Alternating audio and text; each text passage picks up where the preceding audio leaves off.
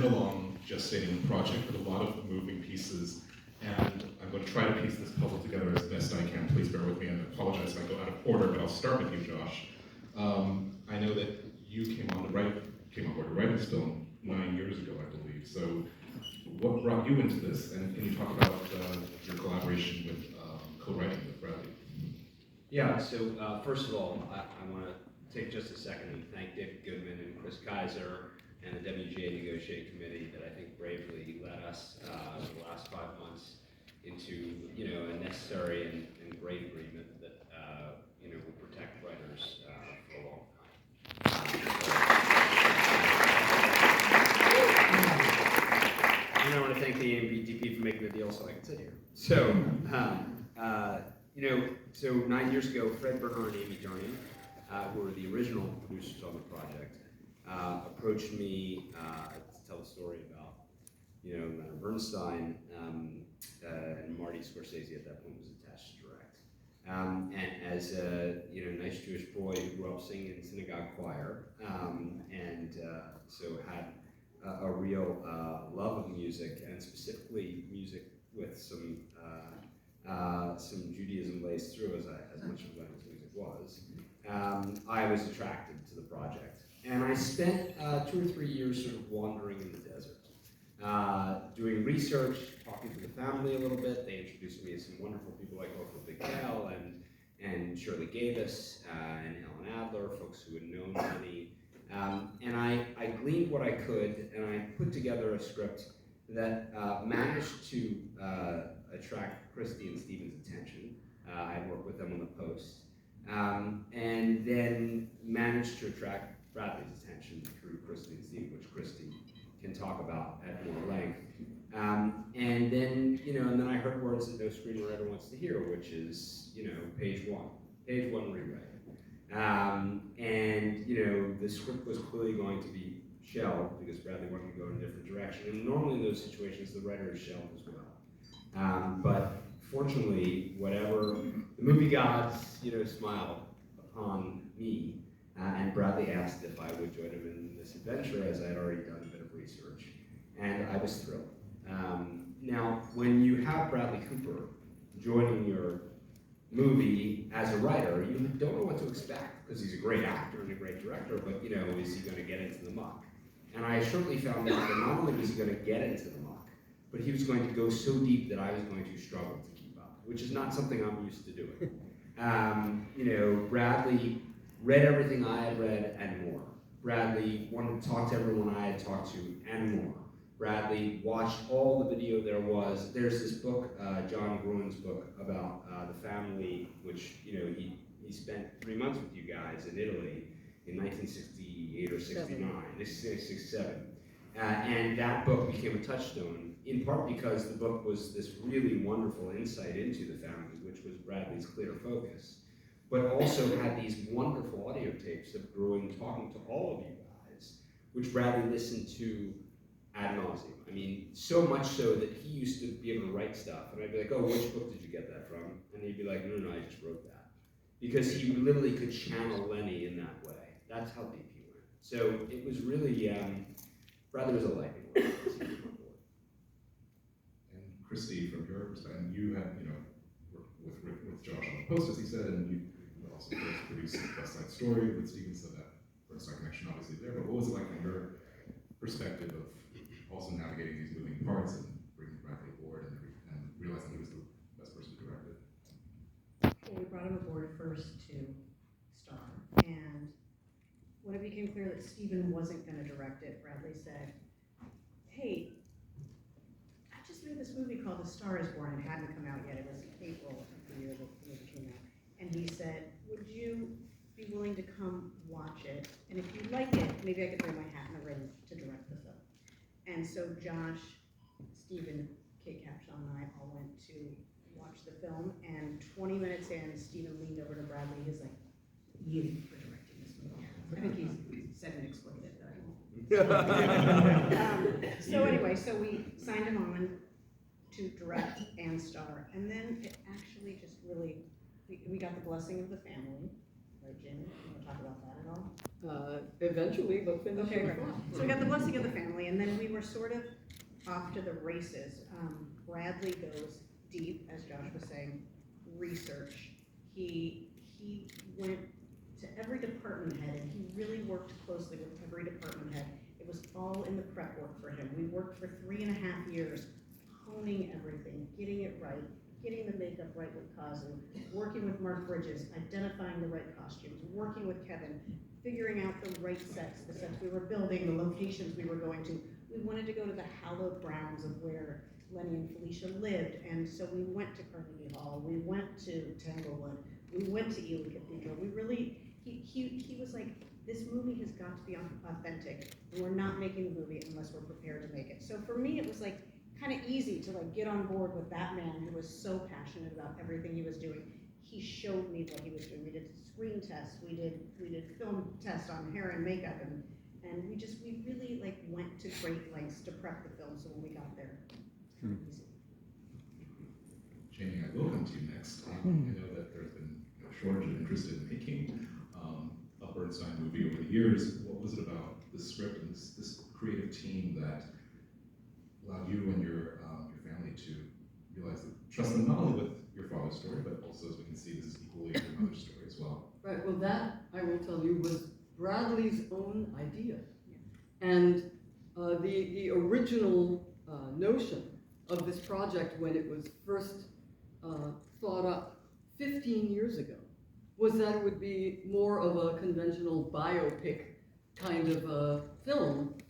And then when Bradley suggested that his approach would be different, that he preferred to make it an exploration of Lenny and Felicia, like more of a portrait of a marriage, my brother and sister and I were so impressed and pleased with that idea and that angle, that lens through which to tell the story, that we, from the very beginning of Bradley's arrival on the project, we felt like we were in really good and unusually good hands. Well, it shows very much in the final result. So let's keep going right down. Kazu, I know that of all the artists on stage, I know everyone must have spent their time with Bradley, but I imagine you spent maybe the most, just the hours of application and everything. But can you talk about that? And I wonder if you could talk especially about just the process of aging him. I mean, the movie starts with him, toward the end of his life, and then talk about just all the decisions that you made in going into that. All the decision, okay. Especially like old stage or? Yes, yeah, okay. Particularly, yeah. So, actually, for me, Lenny was that oldest stage when I saw him on TV and when I was young. And I was really inspired by him.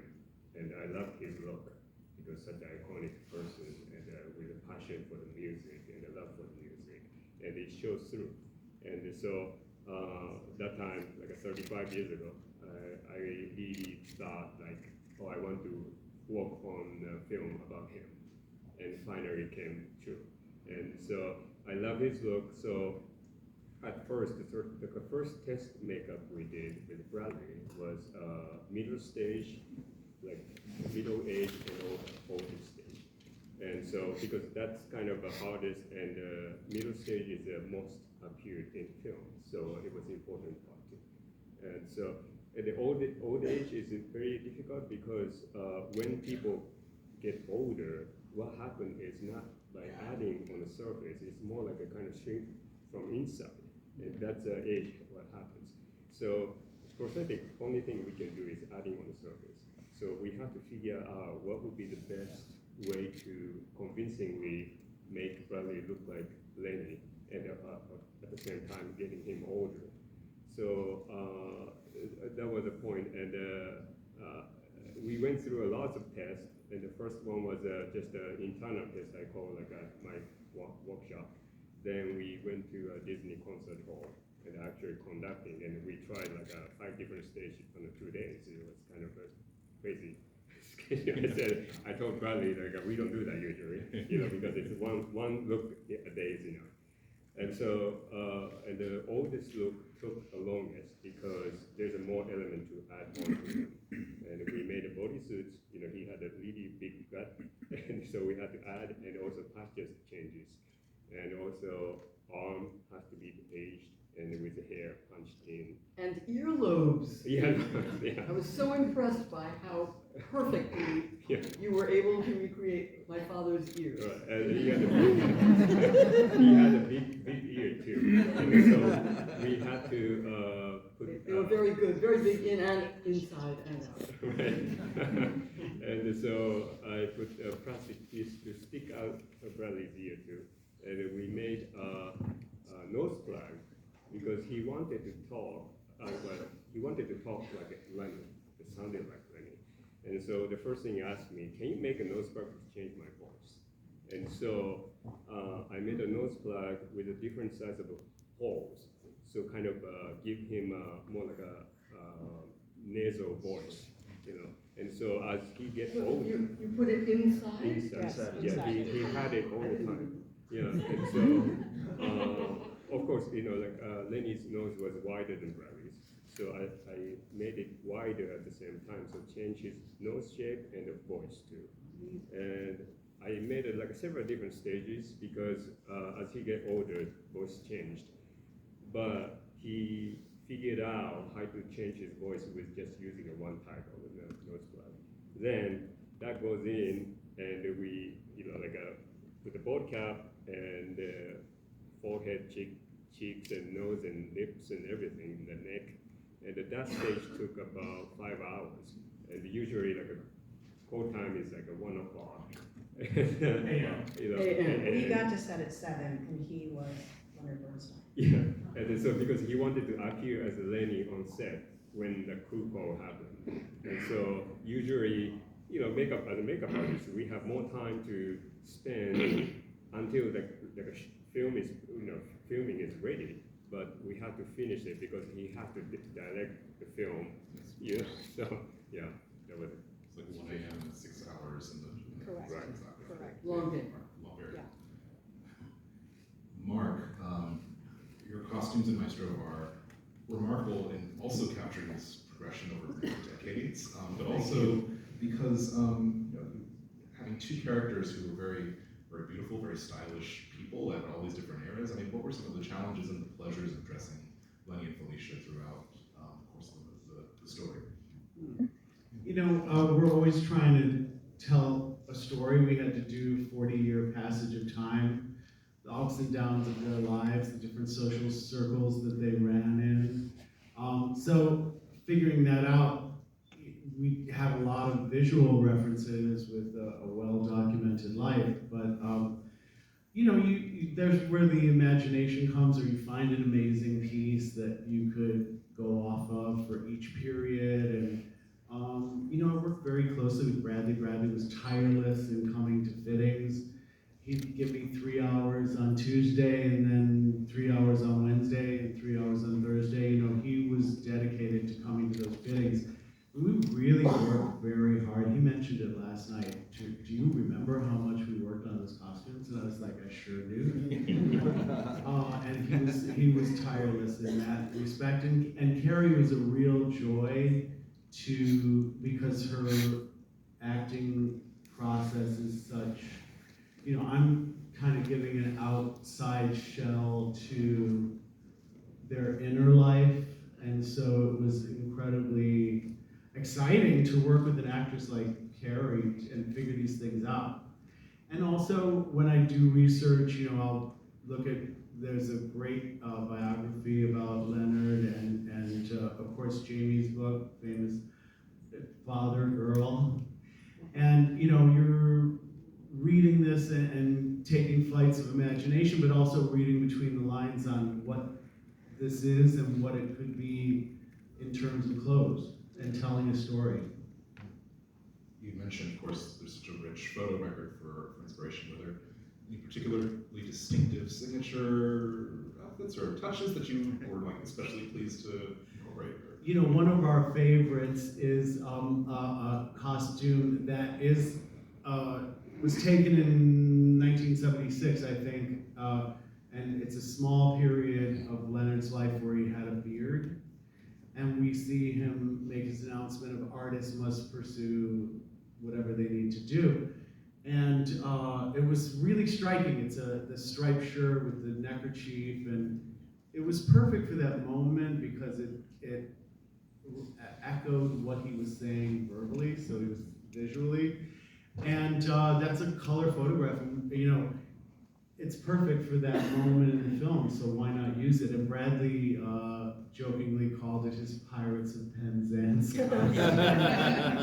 So we really got a kick out of that, and I think it's that meeting of research and appropriateness for the script and appropriateness for a director and an actor all happening at one time, and that's one of our favorite costumes. Kevin, two of the film's most important locations, of course, are the Bernstein family's, their Upper West Side apartment, which had to be recreated, I understand, and their Connecticut home, which you were fortunately, the film was able to shoot at. To film in the actual country Yes, house. exactly.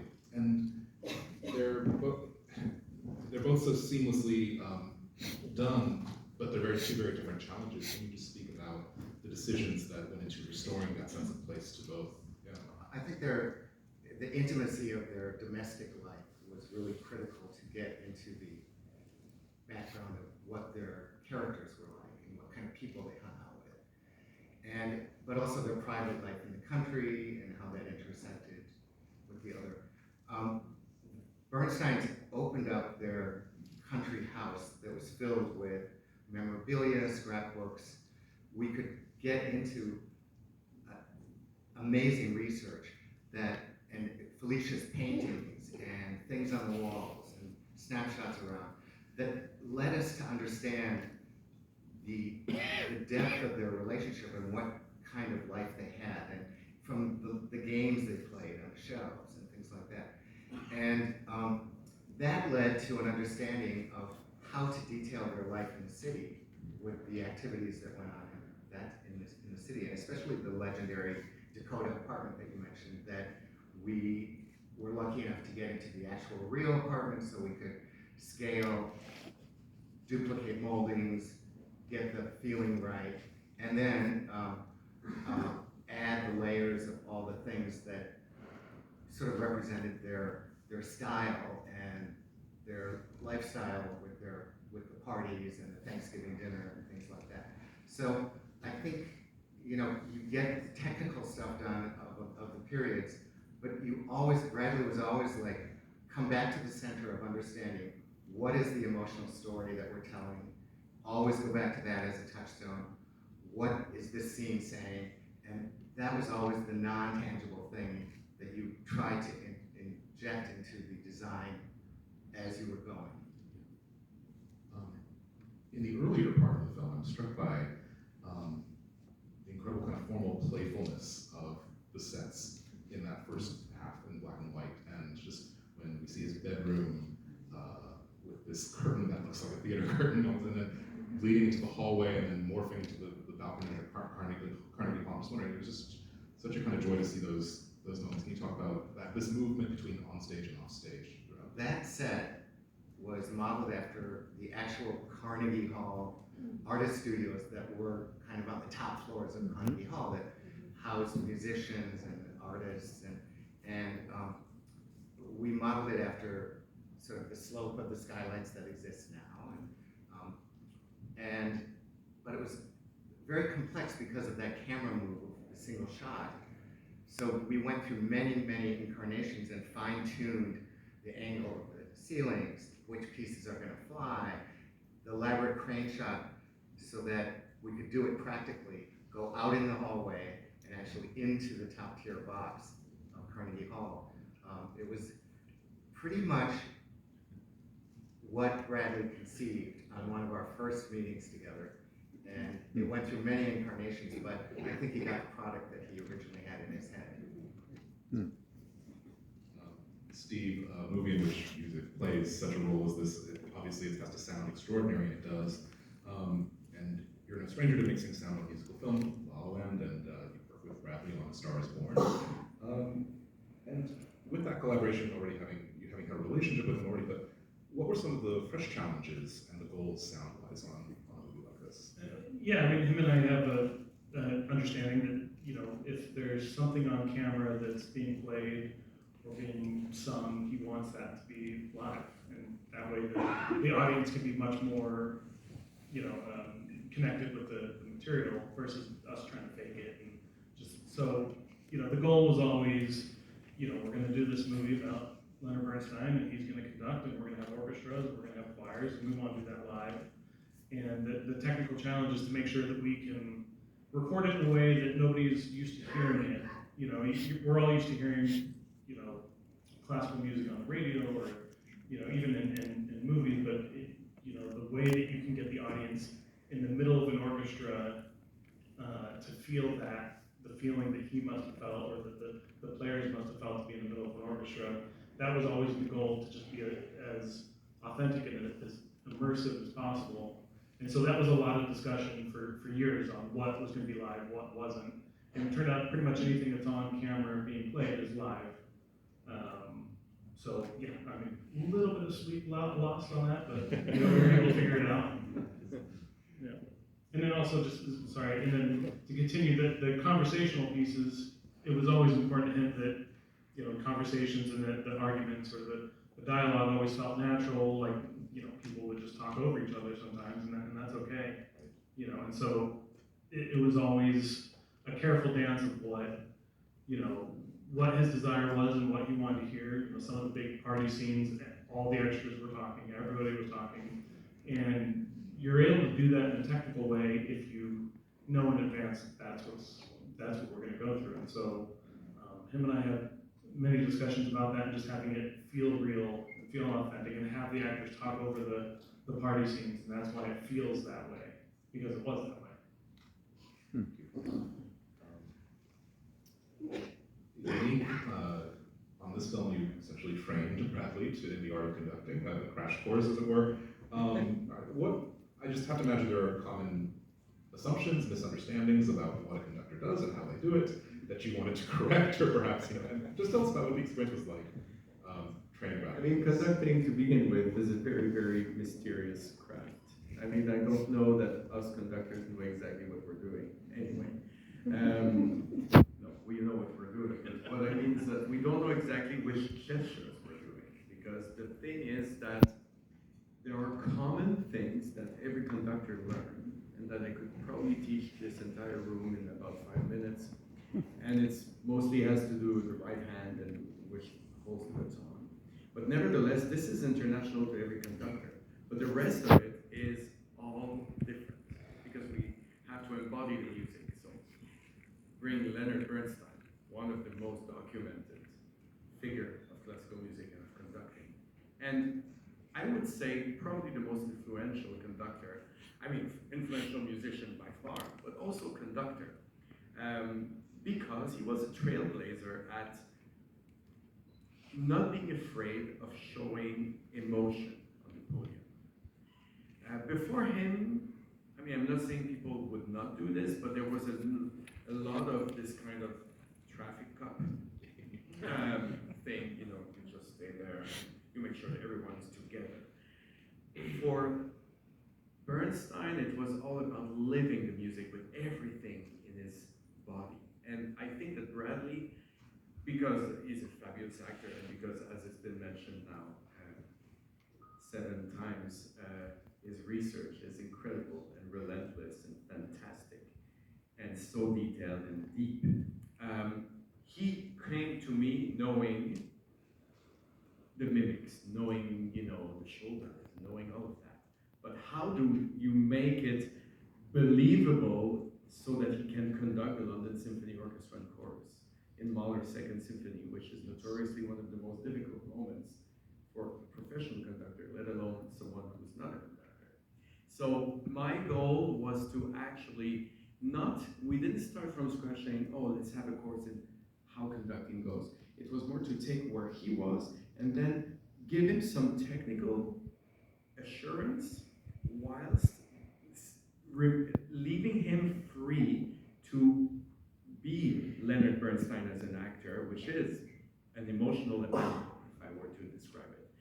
Because that would have been such a mistake in that movie if you portray Bernstein as a conductor and it looks like a school band, something, you know, and nothing, no offense to school band conductors, we need those. But I mean, it's not exactly who Lenny was.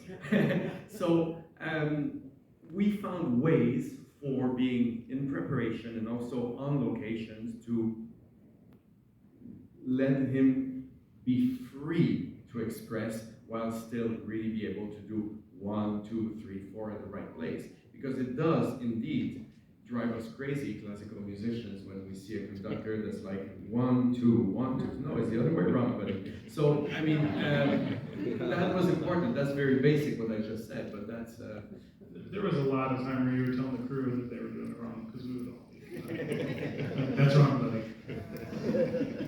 Well, speaking of, I have to ask really quickly about young conductors. I mean, I love the scene at the end where he is teaching his student, and it's basically you teaching Bradley, teaching, as Bernstein teaching this younger conducting student, and who has to be good but a little bit off. I mean, what was, can you talk about just putting that scene together? Well, I'm glad you bring this up because also as conducting consultant, my work was especially with Bradley, and it was with Bradley in every scene, but of course I did have to coach also this fabulous actor, Jordan Thompson, who was playing William, who's actually an actor, also not a conductor. And then you get to have this, like you just said, and I'm glad you said, yeah, it has to be believable that this person is talented, but not quite. So there were some ways to do that, and not to reveal too many secrets, but actually that scene was the first we shot together. You know, the very, very first day for me on set, but was it even Yeah, it was the first day for all. First day of all, right? So that was that at Tanglewood. It exists in a different, slightly different form. It is documented, that scene in Beethoven 8th Symphony, coming from Schleswig-Holstein in Germany, which was another place where Lenny taught a lot of young musicians. And that was already, he captured by then all of, and this is after the longest with Kazu also, you know, the 5 hours, or because it was its oldest. So we had to talk about all the aspects at once, the teaching of how effortlessly at that moment Lenny could take and just show this like upbeat that he wanted the young conductor to do. But like an older conductor seasoned, they don't have to do a lot and everybody understands. And then you get the other young conductor who's tripping over the music stand, because when we're young we want to do it all at once. I still want to do this even though I'm not that young. But yeah, that was a fascinating thing, and I'm so glad that this scene is there, because Lenny the teacher is also maybe what makes, one of the things that makes to this day Leonard Bernstein such an important figure in music. Thank you. I think now at this time we have time for a few questions from our press audience. I'll start, I guess, John, here with you. Mics are coming around. Yes. It's coming. It's coming. Right down here. Yes. I have a question for Montealegre. Yes. About the costumes for Felicia. They are so nuanced and beautiful, and at the same time, they're often first signifiers of the decade we are in. Could you talk a little bit about that? You said they're tied to the decade. They're signifying the decade, absolutely. the first thing that we see. It was very important to me to keep the audience in tune with the passage of time. And when we're telling the story, you know, we need to understand that they meet in the 40s and they are still in love and connected during the 50s when he runs backstage and he needs his touchstone during a break in conducting. And then when we go to the 70s, I think you're understanding that developments are happening in the relationship, as well as fashion's changing, and the people are changing within themselves as well. So hopefully you see a color palette change, you see a hem length change, and that helps the story move along and connects the audience with that passage of time. Another question? Yeah, right next to it. Thank you. Oh, hello. Congratulations on this extraordinary film. I think my question will be more directed to Mr. Singer. something that struck me about the movie, something that struck me too about California was the spontaneity, how spontaneous is everything. So I wanted to know more about how in the script there's room for creating these moments of spontaneity, or there's room for improvisation, how you work with Bradley about those moments. So, you know, Can what's, you repeat the question? right, so I think you're asking about there's a lot of spontaneity, and it feels like a good bit of improvisation. And so how do you come at that? And that's where, you know, I think Bradley will be able to better answer that once, God willing, we have a settlement with SAG, and they get what they deserve. But for the meantime, what I'll just put forth is, Bradley and I workshop the script a ton.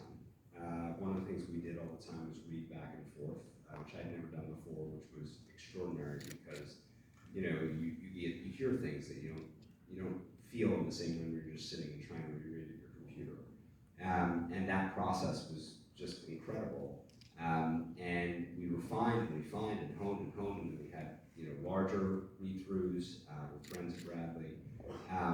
But at the end of the day, what you're building with a script is a foundation. I believe that certainly in a movie like this, the script is a blueprint, right? And you have to have freedom on the day, right? And what's wonderful when you're working with your director, who's also your lead actor, is that he was as deeper than I was into the character and understanding the character and the dynamics, and as has been discussed, that marriage, and that is our center point of that marriage. And I believe he brought Carey in with him, so that they both knew and I think Jamie, you could speak to this even better. They both knew Lenny and Felicia so well that they were able to improvise on the day often, using the script as a foundation, but then going into something that would feel even more natural. And for me, my favorite scenes in the piece are not the ones that are purely scripted, but are the ones where there's a real balance between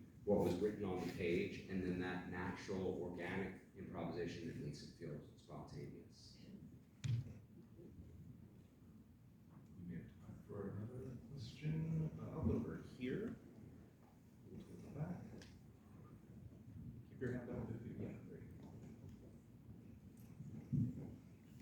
My question would be for Jamie. I want to know what it was like seeing the final film, and if there was anything that was like heartwarming to see or challenging to watch, and what did you think of Maya's portrayal? Where are you? I can't even see where you are. Oh, hi. What was it like to see the final version of the film? Yeah, what was challenging to see or heartwarming to see? Oh, well, Bradley was so generous about including my brother and sister and me on his own journey with this film, which was something he didn't have to do necessarily. He could have just gone off once he had the license, once we gave him permission to make the film, he could have just gone off and done that and never consulted with us again, had he wanted to. But instead, he made us part of his own journey, and so we saw so much being developed. He sent us pictures on his phone, and he showed us some dailies and some little assemblies of footage, and so we were really watching the film coming together and saw several iterations of what was close to the final version of the film. So for us, it's been an enormous journey as well. And last night, seeing it in Geffen Hall, the very hall where we watched our dad